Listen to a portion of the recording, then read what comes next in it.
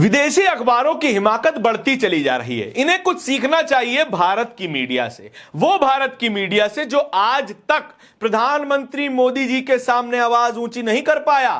देखिए, प्रधानमंत्री हैं, सम्मानित आदमी हैं, अदब से बात करनी चाहिए, लेकिन यह विदेशी मीडिया इतना धूर्त मीडिया है कि आए दिन रोजाना सवाल पूछता रहता है, बताता रहता है कि किस तरीके से भारत में आर्थिक संकट का माहौल है और भारत की सरकार विदेशों के साथ अपने रिश्ते अच्छे करने के लिए कितनी डेस्परेट हुई जा रही है और मजाकिया तौर पर खबर छाप रहा है इकोनॉमिस्ट, लंदन का अखबार है। लंदन का अखबार ये क्या लिख रहा है, जरा इसको सोचने और समझने की कोशिश कीजिएगा। Indian diplomats are hosting the world.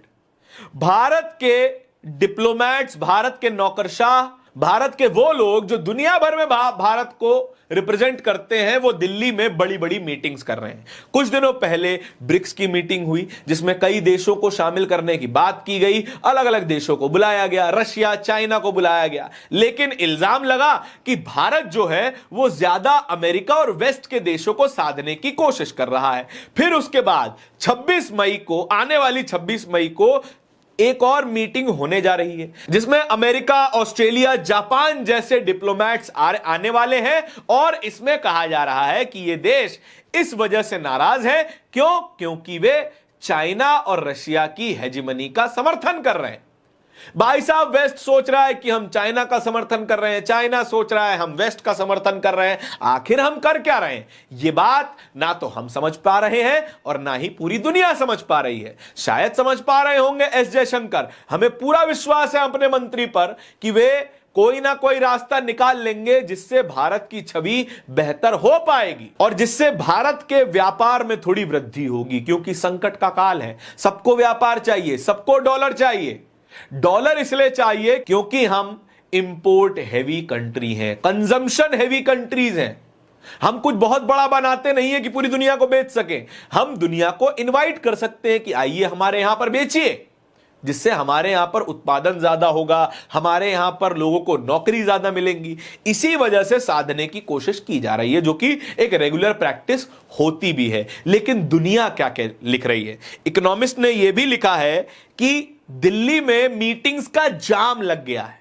इतनी मीटिंग हो रही है दुनिया भर के देशों के रिप्रेजेंटेटिव्स की कि जाम लग गया। भाई साहब, रोजाना इतनी मीटिंग होगी तो काम कैसे चल पाएगा? उसके बाद बीबीसी की यह खबर उस बयान पर इशारा करती है जो प्रधानमंत्री नरेंद्र मोदी ने अभी से कुछ दिनों पहले कहा था कि आप डॉलर कम खर्च कीजिए। मोटा मोटी यही बात थी।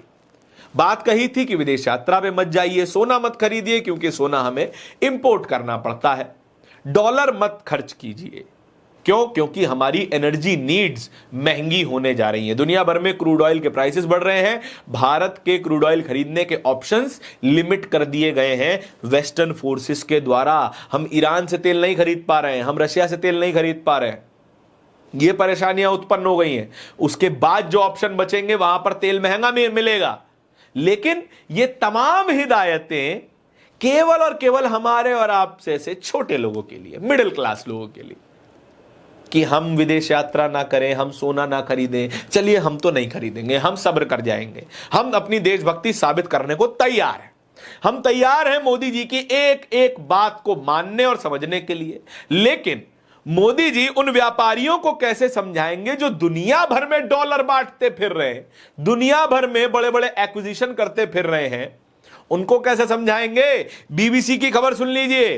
Indian billionaires buying foreign companies as grow slow at home. Bharat के बड़े बड़े धन्ना सेठ, बड़े बड़े उद्योगपति दुनिया भर की कंपनीज को खरीद रहे हैं। क्योंकि भारत में व्यापार मंदा पड़ता चला जा रहा है, ग्रोथ स्लो होती चली जा रही है। और कौन कौन है ये, क्या क्या खर्चा किया गया है, ये भी आपको बताते हैं।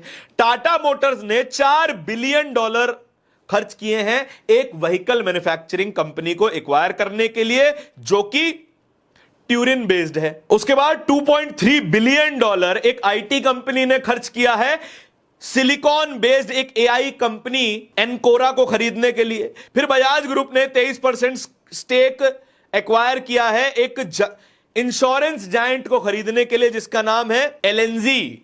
2025 में ये डील शुरू हुई थी, अब जाके फाइनलाइज हो चुकी है। करीबन 162 कंपनियों ने, जो कि भारत की कंपनियां हैं, उन्होंने विदेशों में पैसा लगाया है और कुल पैसा $18 बिलियन लगाया गया है। और ये तो आपको छोटा अमाउंट लगने लगेगा साहब, क्योंकि ये 2025 का डेटा है।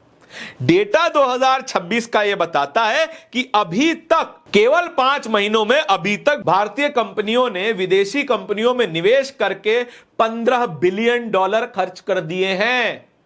और हमें समझाया जाता है कि भाई साहब आप सोना मत खरीदिए, आप विदेश यात्रा मत कीजिए, डॉलर मत खर्च कीजिए, देश को बड़ा नुकसान होगा, देशभक्ति साबित करनी है, थोड़ा कष्ट कीजिए।